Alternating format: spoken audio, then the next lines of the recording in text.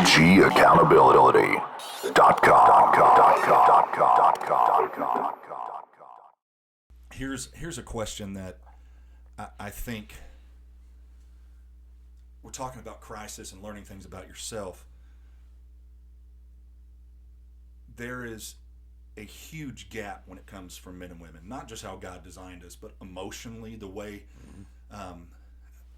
my uncle, who is an excellent debriefer, he was in the FBI, then he was the chief of police, and he's used to debriefing and talking to all of his officers on what's going on. But I like something he'd always say: don't use 57 words when 17 will do. And so men and women are different. The question I have, what would your thought process be? Somebody's dealing with stuff. Most men just hold everything in until when they're ready to share, it's almost that too late point. You know, it's like, well, why didn't you say something when there was only a foot of water in the boat? Why did you wait till it's going under to say something? How do men how can we effectively show emotion and let our spouse, friends, and I think we are two different people.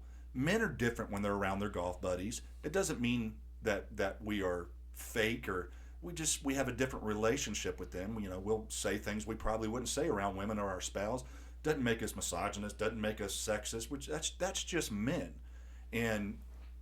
But when we get in through a situation, a crisis, a trial, how do we effectively show emotion? Like, hey, I'm at a point where I can't handle something, instead of saying I got it and then going in the bathroom and splashing water on your face, wondering how in the world am I going to get this taken care of? I don't know if there's a right answer for that, but I have a theory. You know, theories abound in my brain. I always have a theory, but I don't always have a right answer. And I will tell you, back to what we were talking about a minute ago, I don't really think men are, I like the way the debriefer said, using that with men and women, I don't really think men are 17-word guys and women are 57-word guys. We joke about that. I tell my wife still to this day sometimes, just get to the facts, ma'am, because I don't want to hear what color dress you wore and what the other woman wore, and you remember the sun was shining that day. No, tell me the problem in as few words as possible. But I really don't know that that's the way men and women are in toto. Here's the thing about men being 17 words. I'm just sitting here rambling on today with you. I can talk forever. You'll have to shut this down after a while. I go play golf with the guys. We can talk ad nauseum about life and politics and golf and just never shut up. And then we get home with our wives and we say fewer words than we have to anybody else. And the reason I think that dynamic happens goes back to what I said a minute ago. I think it's a learned behavior we learn in the early days of conflict. Every marriage is going to have unexpected conflicts in those first few years.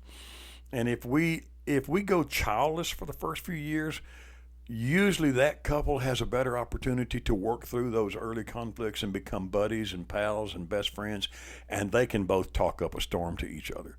But the odds of us going 3 or 4 years without having a child are not likely. We get married, we're going to wind up having a child within a year or two, and we're still learning each other and resolving some conflicts badly. But when a child comes along, all of that has to go on hold. Everything about your spousal relationship suddenly has to take a back seat, because now you're daddy and your mama, and nothing is more important than being daddy, mommy to that little girl or that little boy. And every decision you have to make is about that child, and it will be for the next 18 years. You're never going to get back to your marriage. I mean, you're going to have episodes in there where you fight each other privately behind a closed door while the kids are in the other part of the house. But then you have to shut it up because they're coming in. You never get to resolve those conflicts. If we can learn in the early years of marriage without children, if we're fortunate enough not to have them in the first couple of years, and we can learn to resolve the conflicts. And remember, I don't mean win the argument against the spouse. I mean learn who you are in every conflict so that the conflicts cease, so that now you're not afraid to talk to your wife And she's not afraid to talk to you. You're not afraid to pour your soul out to her because she's not going to step on it. She's not going to disregard it. She's not going to be watching TV in the corner while you're trying to tell her how brokenhearted you are. You learn that about each other. Now in a relationship, you try to have a conversation, they just stare at their phone the whole time. That's it. And it's like, And that would be an early conflict for me. If you're married and in 6 months into marriage you can't have a conversation, then I would make the conflict. Put the phone down. We got to talk. We need to talk to you. I don't care if you get mad and we don't have sex tonight, but I got to talk about something here because you're willingly knowing, okay, marriage is going to be a conflict. We got to resolve these things. And if a couple gets those things resolved, they live a long marriage yakking their heads off to each other. I think men who were fortunate to have total trust and confidence in their wife talk as much as she does. They'll come in from a golf game and they'll bore their wife to death telling her everything. And then I hit this shot and then I did that. It's not that men are a few words. It's that we're a few words to the woman we've never resolved our conflicts with. She's not going to respect it. She's not going to understand it. No point in even telling. I'll just say 5 words to her. But I'll talk to my buddies tomorrow forever. I think, I know for me, I went through a divorce, and I think even probably golfing with me, you noticed a big change in me. Mm-hmm. I just got to where I didn't talk. Mm-hmm. I didn't talk to anybody. I was just quiet, and even when I started dating, it was just, there's no emotion. I'm not going to get attached. I'm not going to let you see and have that part of me. And then when you live that life and that becomes part of who you are, one thing, if somebody's listening, you got to remember, as far as you go is as far as you have to come back to center when you're trying to get back to healing. So if you stray far away, it's a long journey back. And now I'm in this predicament where, feelings are coming back. And it's not just in relationship. I've stated before, I didn't allow myself to feel anything. Mm-hmm. Now I can be watching a commercial and a daddy can be helping his daughter, and I get choked up, and I'm like, what is wrong with me? It's that emotion that's coming back. So now here I am trying out relationship, and sometimes those fears pop up, and I get mad because I allowed that emotion to come in. But I'm having to learn to effectively, and you said something that men, women, anybody, is one of the hardest things when you're dealing with somebody is when you don't feel like you were heard or understood. You'll clam up. You'll clam up. There's no point in talking to somebody not listening to me. Or you keep beating the dead horse because you realize you're not understanding what I'm saying. And I think it's healthy for men, women, friendships, all across the board you need to work on your communication to be an effective communicator, to let people know exactly how you feel and what it is you're saying. And being in the people business for years and dealing with people, and is sometimes I left a conversation and thought, I misrepresented what I meant. That's not what I meant to say. Mm-hmm. And I'd have to go back and be like, hey, I know I said this. Here's a good one. I told somebody that I'm confrontational. And that kind of worried them because their thought from confrontation is combative. Mm-hmm. By me, what I mean by confrontational is if I'm sitting at a table with 6 guys and 6 girls and a guy makes a very rude comment to one of the girls, I'm the guy. I'm not going to say, hey, stupid. I'm going to be like, oh, come on, let's not do that, man. And if he goes to the bathroom, I may meet him in the bathroom and just say, hey, I don't think you probably realize how that sounded. That's what I mean by confrontational. Like, I'm going to confront issues. People need to learn to be confrontational in their life, not combative. Yeah. You need to confront. You remember that years ago, that stupid commercial, head on, apply directly to the forehead.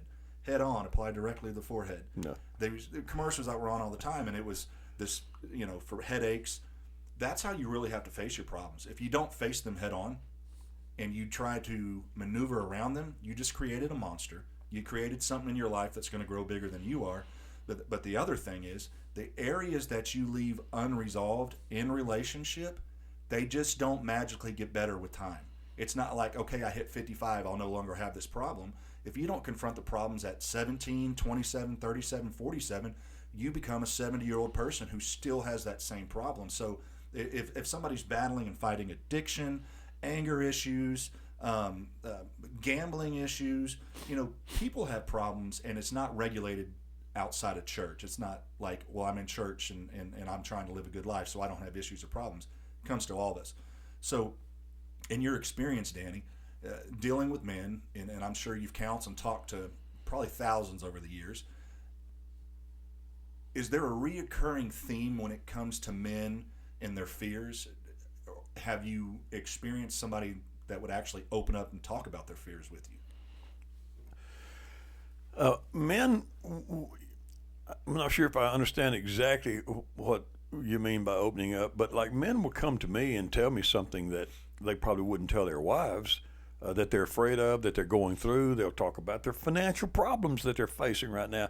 And I will sometimes say, or most always say, what does your wife feel? Have you talked to her about it? And it's not uncommon for them to say, I hadn't talked to her at all about it. She didn't even know this part's going on. That's why I wanted to talk to somebody else first. Well, I get that. It's kind of a buffer. Tell me how to introduce this to my wife, because it's going to be a crisis when she hears it. And so I don't know.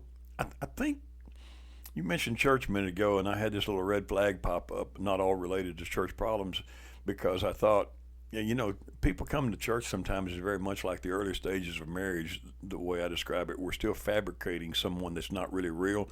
People come to church sometimes, and God love us all, but we'll put on an image in front of everybody at church. That's not the who we really are. We're not comfortable coming to church and being the way we are.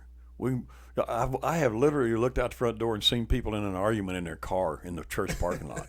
But then when they walk in that door, hey, brother, and everything's wonderful and they're having a great time. No problem with that. I'm glad they don't come in fighting.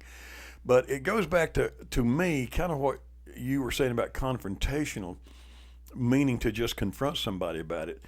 And that's the same thing I tell a young couple who's fixing to get married. I've used the word conflict instead of confrontational. That if you go into marriage expecting, if somebody has told you marriage is going to be conflict, it is supposed to. I know you're lovey-dovey and you don't think it's going to, because you have to communicate to finally get them to say I do, and you're going to marry. So you don't think it's going to be bad, but it is going to be bad. But it has to be bad. It's the only way you'll work out all of your issues. And for example, if a man marries the love of his life, and somehow or another 3 months into marriage she just quits wanting to sleep with him, he can just crawl away and say okay, whatever, and not touch her for the rest of his life and be miserable. Or he can confront that, and that's a conflict I'm talking about. You've got to know marriage is supposed to be conflicts, and you've got to be big enough to know when I step into this, it's going to create a conflict, but it's a necessary one. She's got to hear this to understand who I am and why I'm hurting. He's got to hear this to know why that's offensive to me.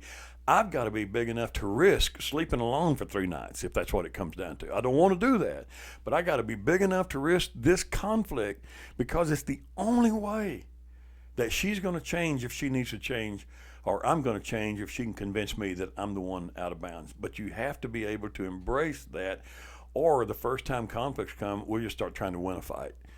Marriage is to some extent an argument. The idea with an argument is we think an argument is a power struggle. Who's going to win? But an argument cannot ever be a power struggle in marriage, because if you win that argument, you just lost it. The minute you beat your wife and win against her, you lost more than you won. You just don't know it yet. So you can't enter an argument, conflict, for lack of saying conflict, I'll say argument. You can't enter an argument with a spouse and think that it's a power struggle. You got to win. You have to enter an argument with a totally different definition. The definition of an argument has to simply be, the argument is a vehicle in which we both get to put our views on the table. I want to hear exactly why you don't want to do it that way. Tell me. And then I'm going to tell you why I don't want to. And you get to tell me, spouse, and I'm listening, and then I'm going to tell you why I think we ought to do this. My wife and I had one over putting our kids out of private school into public school many years ago. They're grown now, in their 40s. This was when they were, in the 3rd grade. And that was one of our conflicts. And we didn't fight over it. It's just that I had a point of view, she didn't, and it was coming up on time. We had to make a decision because enrollment was coming up. And so one night, we had matured enough by that time, I said, we have got to talk this out. I knew it meant I'm going to be cold-shouldered for a while because I wanted to win, but I also knew I can't win. If I just say, this is what I'm going to do, by golly, I'm going to do it, I lost her for a few years. Might not get her back ever. because I just trampled on her opinion. And that's what an argument was. I said, list all the reasons why you think this, your point of view. And she did. When she got through, I said, let me tell you mine. And I told her mine. That didn't mean she agreed and I agreed with her. At the end of it, we did just like parliamentary procedure. It was, let's just table this. Let's talk about this Wednesday. I hear what you're saying. I hope you're hearing what I'm saying. Let's think about this for a few days, and we'll talk about it again Wednesday. We got till Friday to make a decision. Let's just put this off now. But the argument was not fighting it out. The argument was, I want to hear every reason you have, and then I'll give you every reason I have. By the time we came to Wednesday, she had already changed some of her reasons, and I'd already changed some of mine. And I said, I get your point about this, and she said, no, don't get my point about that. I don't think that makes any sense. That's not necessary. I think what I'm really expressing is I have more fear about uncertainty than I do knowledge about what's best. And that's a big statement. Oh, well, I have fear about whether this is right or wrong too. Why don't we gamble and say, let's try it for a year? Their life's not going to be ruined for 1 year of change. Why don't we compromise and say, let's try this way for a year, knowing that if this doesn't work, we'll change again the next year or target out. By Friday, we had arrived at a conclusion. No bitterness, no fighting, no squabbles. We came to a conclusion. We changed the kids' school life and never went back. At the end of that year, there was never any reason to talk. A lot of it was just, we all have fear about how things are going to turn out. We don't know how a solution is going to come out.